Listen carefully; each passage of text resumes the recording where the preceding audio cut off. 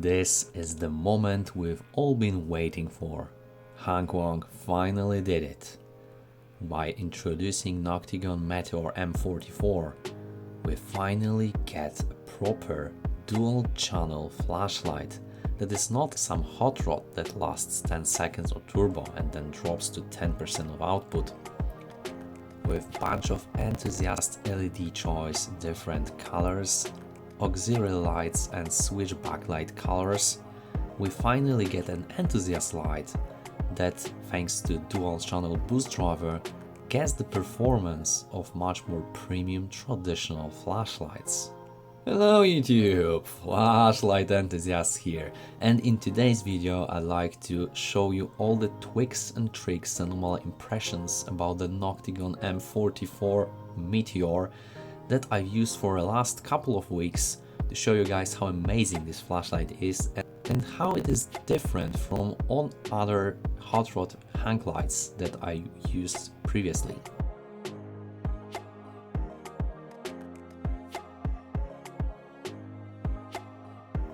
So as always, hang light comes in a bunch of different variants. First things first, you can choose the color between black, grey, cyan green and even stone white, which is the fancy name for MAO anodization.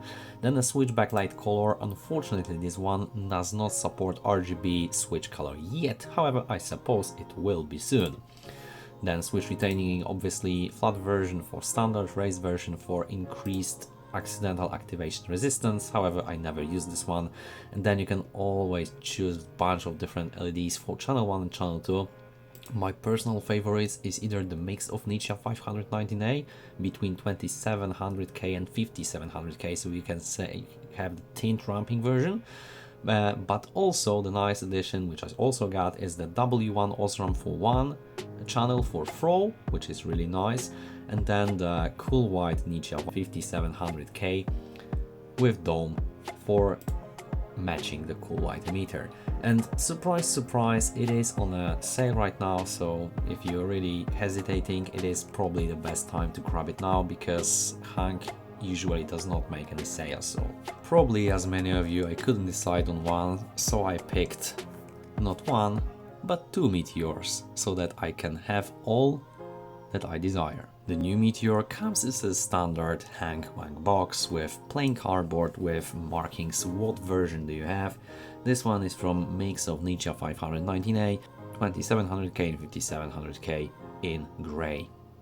Luckily, flashlight comes in a nice fitting holster with some proper velcro loop and D-ring, as well as standard additional accessories like a lanyard and 2 spare O-rings in case you need a replacement.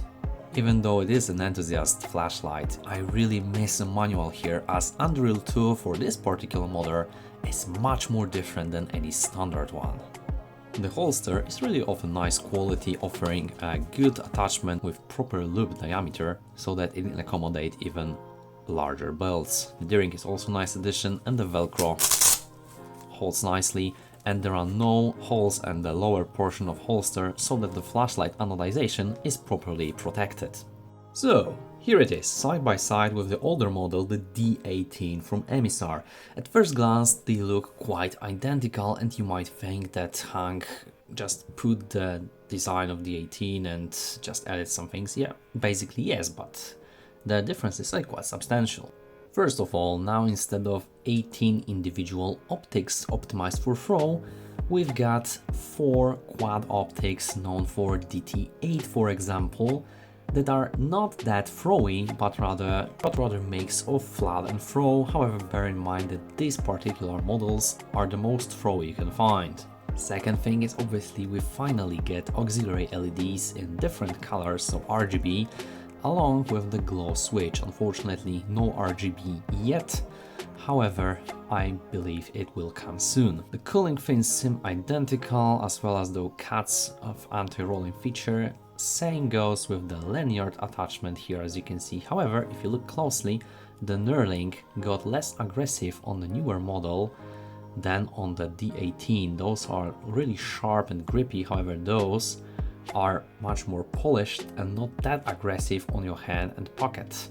Tail cap seems identical, However, while B18 required button-top cells to make contact with the ring on the head side, M44 accommodates regular flat-top batteries thanks to the carrier design. I chose to use regular moly cell P28A for increased current and quite nice capacity. They are flat top from the factory. However, you can also try regular Sanyo GA for longer runtimes. And although my unprotected button top VTC6 fit, I wouldn't advise putting any button tops down there because of the increased stress on the springs that could change shape over time. Last but not least, we also get a bonus reflashing pins. Over the years, I really seen Hank improving his quality, and at M44 model, I can definitely tell the quality and assembly is top notch. No sharp edges on the cooling fins, the anodization is really nice, and overall design and finish is excellent and compared to much more premium lights. The only thing I have to criticize is the assembly and the head portion. Because of the 4 loose optics and those fittings between optics and flashlight head, you really experience some weird sounds when you pick the glass. And overall the glass has a little bit of movement side to side. Additionally, the threads from the factory are really quite dry, and I have experienced some water leakage in my grey sample, which is really unacceptable when Hank declares IP67 water resistant rating. Luckily, after lubing up the threads, problem disappeared, so I highly advise checking up your friends to avoid unpleasant consequences.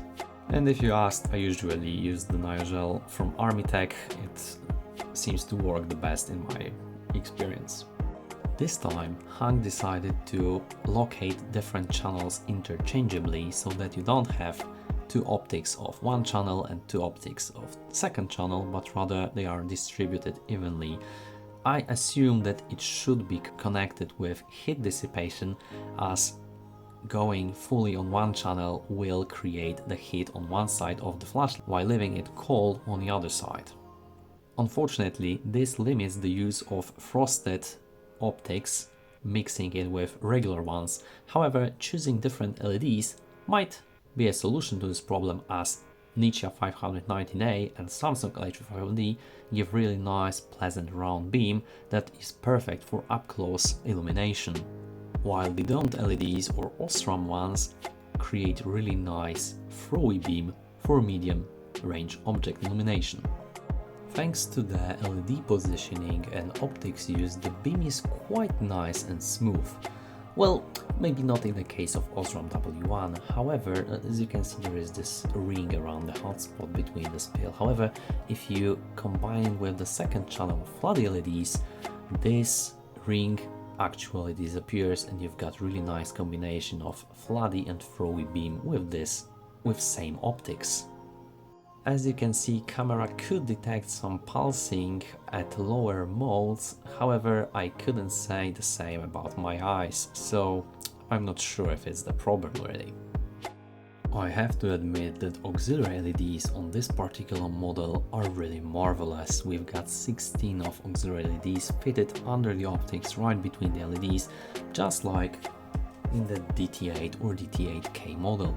However, if you look closely, they are much brighter, including the lighted switch, compared to those models. So, on a high brightness, they might be quite disturbing in the dark. One noticeable change is that every time you turn off the flashlight, auxiliary LEDs will display your battery voltage for a couple of seconds, indicating different colors of LEDs and then returning to your previous setting. I have to admit that this is quite handy and practical, however bear in mind that it does not take into account whether you are in low or high settings of auxiliary LEDs, so that it again might be disturbing in the dark. The good news is that whenever you go into the moonlight mode and then turn it off, it will display your voltage in low brightness settings of auxiliary LEDs, returning to your previously used mode. It seems that those square optics did not fit completely into the old body, so Hank actually had to break the corners of individual optics. It does not look really well.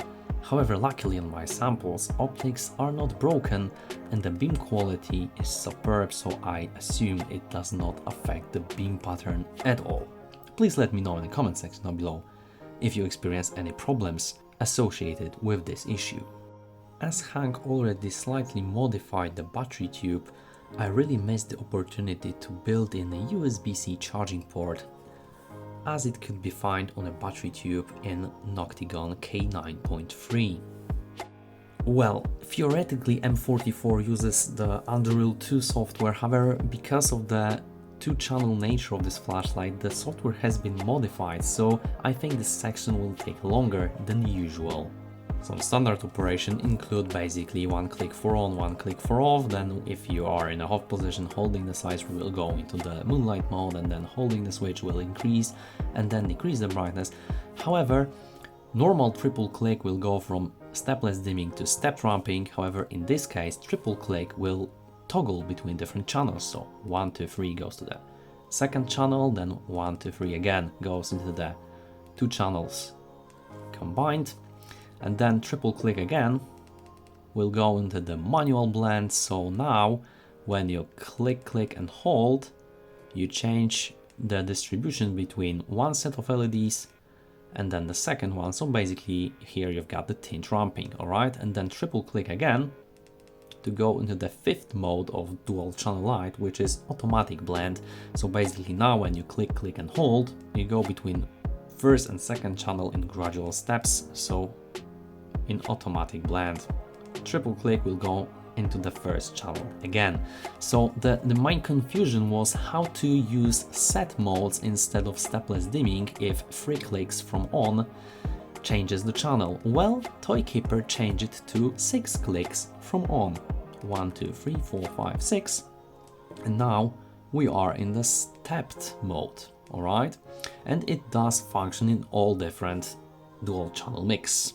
So I really like the functionality of this one. So whenever you are in the second, first or dual channel mode, you actually have all the functionalities. You double click for turbo mode and it does not toggle between channels. It uses the same full power of those particular LEDs that you used, and you even have momentary turbo when you click and hold in the first, second and third mode that uses only one channel, second channel or two channels at a time without the manual or automatic blend. So click, hold, and then you've got momentary turbo. Once you depress the switch, it goes to the previously used mode, which is brilliant. So that's basically it. Other functions work really the same. So 7 click for auxiliary LEDs change, 4 clicks for lockout, etc, etc, 7 clicks and hold for settings, and the rest really you can find in my Unreal 2 tutorial. It is available on the channel. So here you can see my lumen measurements of all possible combinations of channels in Noctigon M44. As you can see, I can confirm that the moonlight mode is not the lowest. However, judging by the turbo output, it is really quite impressive, especially for Enthusiast 519A and the fact that each LED is driven only at 2 amps. And that's probably why this flashlight is able to sustain the turbo and maximum brightness so well. Here you can see the example of W1 and 519A Enthusiast turbo output, and as you can see we've got over 2 minutes of sustainable turbo before it started to step out, and the flashlight is able to sustain almost 1700 lumens for 1 hour and 18 minutes. Mind you that I preset the thermal limit for 70 degrees Celsius, so you can tell that it is probably towards the maximum potential of this flashlight rather than an average result. On the other hand, a mix of Enthusiast also achieved astonishing result, again of over 2 minutes in turbo output before it started to step down slowly.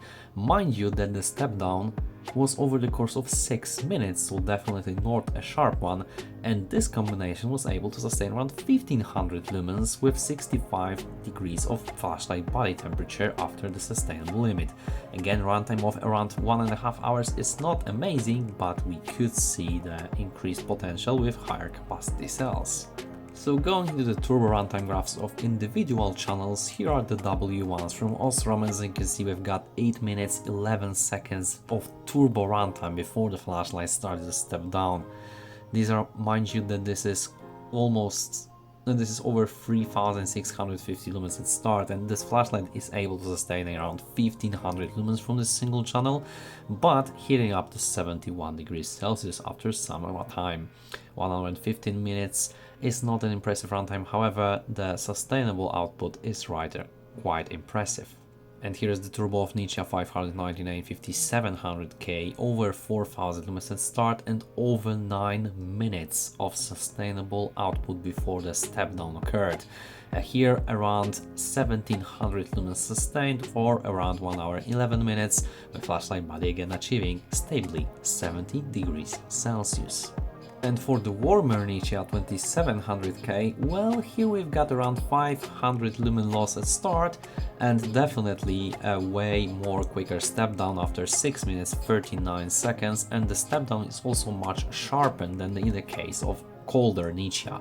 So here again 70 degrees Celsius, mind you, but the flashlight is able to sustain around 1310 lumens over the course of 1 hour 11 minutes, so quite identical here in terms of runtime, but the flashlight is going lower in temperature but because of the lower efficiency, so here in this case 65 degrees Celsius.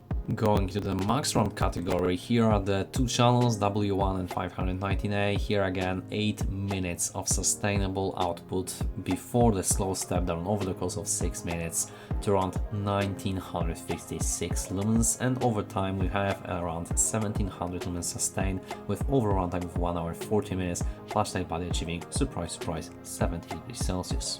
And what about Nichia Mix? Here we've got around 6 minutes 46 seconds before the flashlight started to step down over the course of 7 minutes, so again really gradual step down, and around 1564 lumens sustained with 66 degrees Celsius flashlight body in 1 hour 18 minutes of runtime. And now individual channels, here is the W1 max ramp, around 2330 lumens at start and over 20 minutes before the flashlight started to step down over the course of 5 minutes, so again quite gradual, and around 1472 lumens sustained over the course of 1 hour and 28 minutes, 70 degrees Celsius body.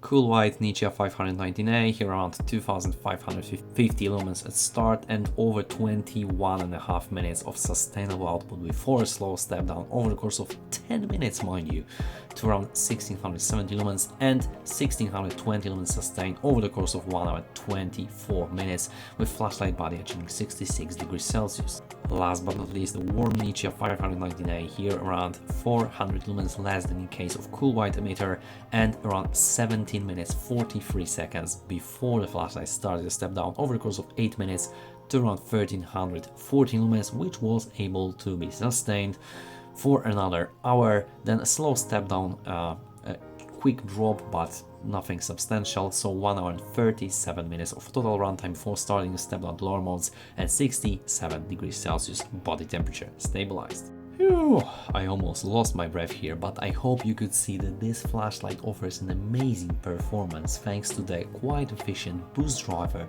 in both channels, but also driving the LEDs quite conservatively at 2 amps each, so that in most cases the flashlight produces the heat. In this particular example, all this energy is converted into pure light, which is awesome.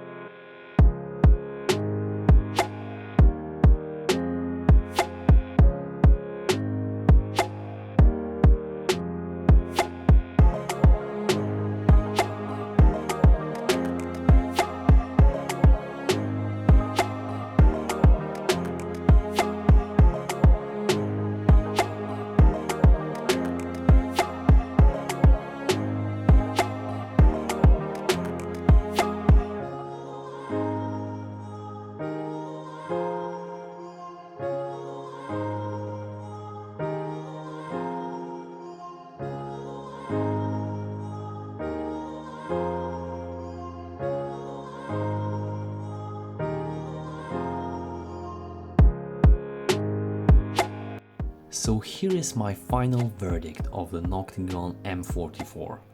For me, this is definitely by far the best dual channel light that I've ever owned, and probably most amazing flashlight for enthusiasts in 2023.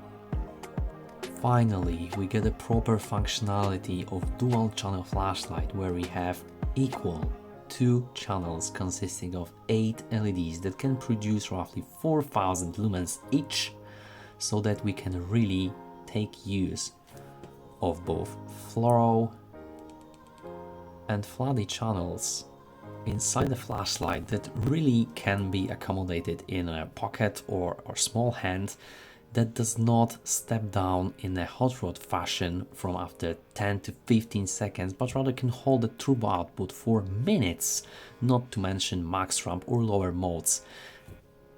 As you've seen from the runtime graph section, the performance is truly amazing, and this flashlight can finally be called a sustainable hang light. Despite offering enthusiast low efficiency LEDs that can produce beautiful tint with high CRI, marvelous, simply marvelous. That's the flashlight I've been waiting for so long.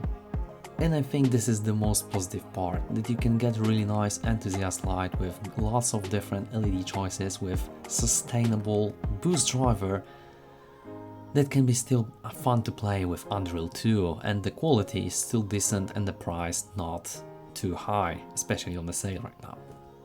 So okay, as we go for the good stuff, now it's time for the bad stuff. Basically, I'm quite disappointed with the build quality in the head section with this particular filk. And I'm also worried why Hank did not incorporate the newer design with 321-700 cells. Let's face it, after offering DT8 and the DT8K, we really hoped for more capacity batteries, especially with 16 LEDs incorporated in the head. Also missed the USB-C charging port built in the threads. However, those are really minor things that I would like to see in the future, and obviously RGB switch, that's probably obvious, I don't have to mention that, right? But these are really nitpicking, and the overall design and execution of Meteor M44 is really on the highest level. With that being said, that's all from me for you today. If you enjoyed the review, I highly encourage you to click the like button, hit the subscribe button to boost the algorithm and not to miss any future videos there is. Please let me know in the comment section down below, what do you think about Noctigon M44? Maybe you have owned one and you have your own personal experience. Please share it in the comment section. Thanks so much for watching. As always, thank you for your support, and we will see you in the next one.